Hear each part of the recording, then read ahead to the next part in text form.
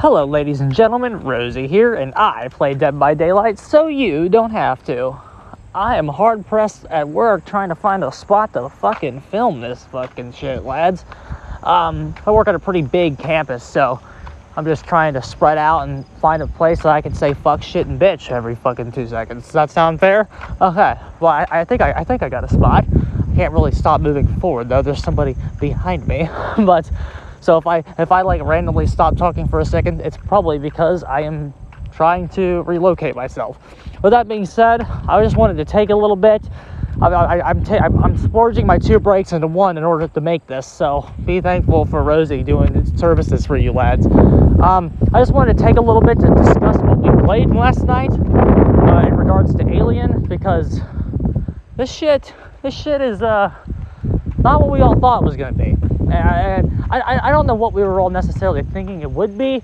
I don't know if we just thought, because the character is looking good, that we were all just going to come in and stomp everybody. That wasn't really what was happening. We took some L's, and it doesn't look like I'm the only one. Now, when you've already had access to the character for a little bit, you can already go in and start winning. That's what a lot of the content creators are doing. But when you're day 1, there's a little bit more technical skill here than we were kind of considering and thinking about. Especially when you're on console, there's a lot to kind of go into some of this stuff. You need a certain level of precision that we just don't have yet. Okay, so let's kind of go into some of the stuff we were noticing on console. At least, it's kind of hard to hit tail. Which, I mean, I guess that, to be fair, that's kind of to be expected, I suppose. It's pretty much hard to hit everything on console, but it still has that weird lingering hitbox where you can, like, you know, leave it out. So, like, I found that on console, if you just fucking throw it out and leave it there, people kind of just run into it. That's the amount of success that I've been having with it. Again, I'm not saying that this works at high level, because we played a lot of decent players yesterday. We played a lot of Swifts, a lot of decent players. So I don't know if that was just because the increased player base is making the matchmaking not as shit as it normally is, or if they actually did a cap adjustment that they need to do. Because I saw a lot more decent players yesterday. Not like people that just, you know what I'm talking about, like players that don't just fucking go down to M1 in 2 seconds. I think that's another part of it. I know Wade's just having some issues with them, but it's like, I don't want to just jump the gun and say he's bad. I'm not gonna say that. I don't know how after 1 day, I know killers like Skull Merchant have come in, they've been so player friendly to the point of absolute absurdity, to where they come in and it's like, oh, well, we're bullying everybody because we're Skull Merchant. Just because this character can't do that, that doesn't make him bad. I want to make sure we throw that out there right away. I still think when you look at this character on paper, everything adds up. Everything adds up to be good. Fast mobility, good tracking, good above average lethality in chase. Everything adds up here to create something good. So just because we took some L's, and a lot of people that are just getting access to him are taking L's, like, I don't agree with shrieking that he's bad right now. That is just not, like, everything, I said this in Discord, everything impressed me about the character yesterday except for my own play. That was the only thing that I felt was off. And again, we weren't doing terrible. We weren't doing like awful. I just want, like, I expect a little bit more out of myself to push the character to that level. And the fact that it didn't seem to be happening quite as much as we'd like yesterday, it kind of bothered me a little bit. But again, it's day 1, so you can't really, like, hold it over yourself, especially when Scott Jones 4K'ing every game, Herman likes to say. Who cares what Scott Jones doing, bro? Scott Jones played the PTB, I didn't. So, there you go. So, that being said, I just want to get into some of the stuff I've been noticing, okay? So, shifting sideways, again, is very good. When you are, like, coming to a pallet or something, if you, like, start moving, like, normal, and then go sideways, that seems to be the most consistent way to get a tail from like, if you're just, now again, this can be countered by if the survivor is looking behind them, and then they notice that you're moving sideways and not facing them. They obviously know what's coming. So, like, true high level Swift and true high level players might just be tempted to run through the pallet. You'll just have to get a nuance. We talked about yesterday, like flicks. Like there might be some flicks you will be able to do even on console that can even catch that. If you hear bugs, it's because I'm passing a field. Like so there's still ways to even counter that. Like, don't show them what you're doing, and like make sure tail can cover everything it possibly can cover. So there was that in terms of the chase. The tunnels I really like.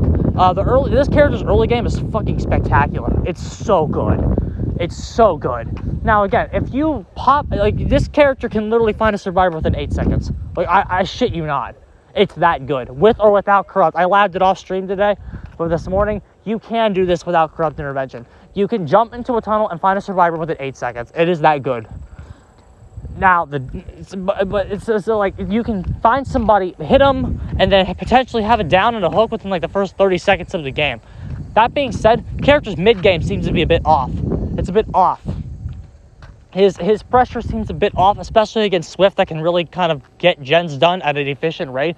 Once he starts losing gens, it could be a little bit more awkward to hit the board because some of the tunnels get nullified in terms of their presence and what they're doing. The more gens you have in the game, the more the tunnels seem to be doing for you. I'm not going to say a tunnel is completely nullified if a gen its buy is done, because again, you can find them via footprints and you pop out at that tunnel later, so it's not completely nullified. It's just that your presence gets worse. So it's like, you want that early game pressure insanely bad. Like, you really need that in order to get started. You should have it, like, you need pressure. And if you lose that pressure in the mid game, which you can do, especially against survivor threads, it's going to be hard to get it back going into the late game, and that can suck. That can suck. There were multiple games yesterday where I kind of felt the control slipping away from me in that mid game, which transitioned into the late game. And that feeling sucks when you play killer. That feeling sucks. That can lead to a high amount of frustration, especially since he has a perk problem. Now, what do I mean when I say he has a perk problem? Okay, so corrupt obviously in there. Okay, corrupt obviously in there. Scorchhook, Paint Rezo obviously in there. Half the build's done right there. Okay, your last two. Here's where the weird stuff starts to come in. Okay, I don't like Jolt. Because here's why I don't like Jolt. I have different problems with different perks for different reasons. I don't like Jolt on him because Jolt, you're not getting enough basic attacks to see true Jolt value. A lot of your downs will be the tail. They just will. Like, this is a character whose power and chase actually works. So you will not see as many Jolt procs as you would like unless you're just forcing them, and then you're not playing his chase optimally. Like, and again, you could argue that's for every single killer in the game, but the problem is that this power is actually good and works. Like, you should be using it. Like, Nemesis doesn't have, we always like to laugh at Nemesis and say he doesn't really have a chase power until tier 3, and even then, he still needs 3 hits. So you need to work basic attacks in there somewhere if you're going to have any chance at a decent lethality. That's what we like to laugh about on Nemesis. Or like Demo Shred, it's more for zoning. Like, he can't really do any bait shenanigans like a Pyramid Head or a Demogorgon with his power. Now, it doesn't make him worse than Demogorgon, I must stress that. Executing your tail, you should be winning a lot of the games. Again, this character on paper with 100% accurate execution should be a top tier. I'm convinced of that. But so he can't really, like, bait out a tail. If you want to zone with tail, you kind of have to throw it out and then subject yourself to that 3-second cooldown animation, which can actually be really rough. It can actually be really rough, and they can vault windows in your face. The further away from them you are, that's when the tail hits. Don't be tailing just to tail. I say this all the time about every killer. Don't be tailing them just because lol my skill. If they are in basic attack range, you need to take a basic attack, because the window for them to dodge the tail is higher, and if they dodge the tail right in your face, that's when the cooldown for tail gets really bad. That's when the cooldown for tail starts to get and feel really bad. So I wouldn't be doing that. But what does this have to do with perks? Because, again, like we just said, I don't like Jolt because a lot of your downs are coming from tail once you start to figure out what you're doing with it. So that means less Jolt procs, and that means more wasted slot. Okay, so Jolt out. I don't like that one very much. Eruption was my natural replacement, because if you don't use Jolt, use Eruption. Problem with Eruption is it's got that cooldown. It's got that cooldown, and again, it can really be decent in the early game, but like that mid game, you can, if you lose, Eruption is not good in the mid game for keeping control, especially since you can't proc it back to back like Jolt can. I really wish Jolt and Eruption were just one perk. I wish Jolt and Eruption were one perk that blew up 8% of a gem whenever the survivor entered the dying state. Like, or 32 meters or anything you tap. Like, I wish they were just combined into one perk. Like, just to have both effects. Combine, blow up all gens within 32 meters for 8%, or any gen you kick for 10%. And whenever a survivor enters the dying state. Unfortunately, that's not the game we play. So I think both those perks are out. I don't think they're that good on this character. Next, Pop Goes the Weasel is one people are talking about.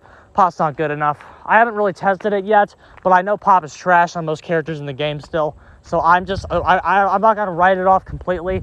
I will test it, I guess. I don't really want to, but I guess I will give it a test drive. Barbecue, trash. Don't run Barbecue. Have good game sense. Have good game awareness. You don't need that shit. Barbecue is a crutch for people that can't play without it. If you are good at the game, you outgrow that perk. You don't need that shit. So Barbecue out. Deadlock is one we were having success with last night. This character can camp really well. His camp game is actually really good for multiple reasons. Save, we'll get into save in a second. His camp game is actually really good for multiple reasons. He can hit with tail first and then kind of read, like he hit with tail from a distance. He can actually move quite a bit during his cooldown, which allow him to kind of keep retreating with the survivor to hook as he's in his cooldown animation, so you can get like a basic attack. Or you can do save into tail, for which again the most consistent place for that seems to be the hook. So that's definitely good if you're trying to do that. Like there's definitely a lot of utility with his camp game. Many different combinations that you can do for multiple mix-ups to either make sure you're farming save stacks, get some trades on the Scorch Hook, or for God forbid you just stuff the guy out. Multiple ways to do what you need to do there. So definitely good stuff. Definitely good stuff. Getting into save the best for last, I, a dedicated user of this perk, am having an admittedly hard time marrying the two.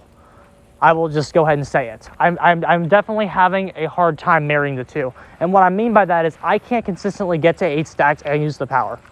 Unless you're like playing a shit team. You're either prioritizing one or the other, it would seem.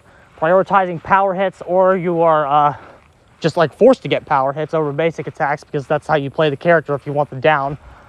Like my save stacks have mostly come through hook farming. Like if I'm camping, which the character's camping is good, that's where your save stacks are coming in from. That's where they're coming from. That's just what you do. If you just kind of go out and patrol, you're gonna have a hard time getting enough save stacks to kind of get to the upper echelons of the perk. Okay, now what does that mean? Okay, that could be an argument against save on the character. If you are an anti-saver, I know there's some of them. If you're an anti-saver, you might feel validated here because it's like, oh, okay, even the dedicated save guy cannot get enough stacks to consistently get value out of save. That is not what I said. I said I can't get to the upper echelon. Here's where the other part comes in. Save starts getting value, true value, around 4 to 5 stacks. So just because you can't get to 8 doesn't mean you're not getting value out of save the best for last on this character. If you needed upper echelon of save to actually get value out of the perk, this wouldn't be a conversation. You wouldn't need save on him. But because save can get value out of like 4 to 8 stacks, yes, I still run it on him. Even though I'm still kind of struggling to balance the two, and I think I will learn as I play more about how to do that and what to do there. So I still think you run save on him. That's my third slot, save. Last perk. Again, we talked about the other perks. Again, you could throw Deadlock in there. Another thing we labbed on it was sloppy nurses this morning. Mixed results. Nurses is very inconsistent. Sometimes you'll get like 50 procs a game. Sometimes you just don't get any. It's a weird perk. I found that too inconsistent to do anything with. I do like Sloppy, the idea of Sloppy. I actually haven't ran Sloppy. I've actually been running that Tail Mangled add-on. That's not good enough because I miss Hemorrhage. I straight up just miss Hemorrhage when you run that. I do. I just don't think it's good enough. If you're chasing somebody, you can completely interrupt their heal. I think that's really good. So my next build that I'm going to lab on this character is Corrupt, Pain Rezo, Sloppy, and Save. Okay? Using the footprints to track the heals. Once this character's advantage state is to run around under the ground inside of a tunnel with everybody injured. That is what you want to be doing. That's what you want to be doing. Tracking key gens, just kind of have the objectives on lockdown, force those heals to happen, run around at advantage, find injured people, pop out, hit them in 10 seconds. The tunnels grant this character a lot of free M1s. You're using the tunnels to get M1 hits, and you're using the power for chase hits. That's what I've seen to notice here. That kind of balancing act, seeing what to do in which situation, this character has a lot of nuance. Sometimes you'll want to tunnel somebody, and in that case, you're going to be tailing a lot. Sometimes you'll want to 4v1 pressure. That's where your basic attacks are going to come in. It's a lot of balance attacks, knowing what you're playing against, what the situation is, what map you're on. I don't think he likes Midwich due to inconsistent RNG. There's just some things about this character that you can't just pick up day one and play and know. Then there's the turrets, which we haven't talked about yet. The turrets can be annoying because basically, if you are playing a good survivor and you get hit with a turret and you lose your power, the chase is over. Because what are you going to do? Chase him as M1? We all know M1 doesn't work at high level. Now, if it's late game and there's pallets burned, maybe it's not a complete reset. But if the survivors have control of the game, and you get hit with a turret, the chase is over, don't bother.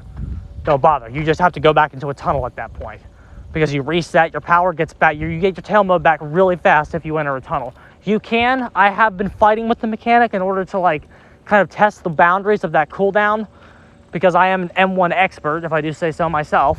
What I have, people say Rosie's a jack of all trades, master of none. Sure, but I have mastered M1 because I play M1 every game of my life, pretty much.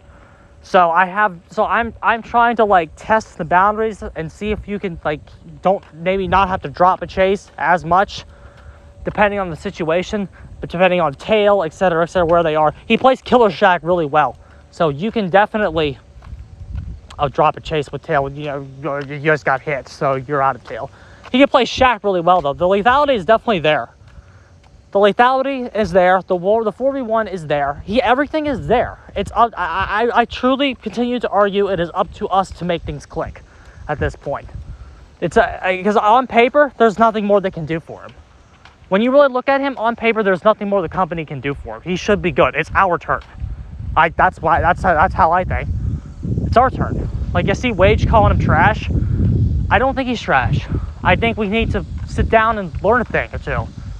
Because everything on paper here is good. Everything on paper makes sense. Everything on paper is good. It's about executing. It's about executing, turning those hits where you miss the tail into connections that do damage. That's what you need to do. That's what we need to do. I still see the character getting nerfed. I do, especially as a lot of the player base turns those fucking missed tails into hit tails.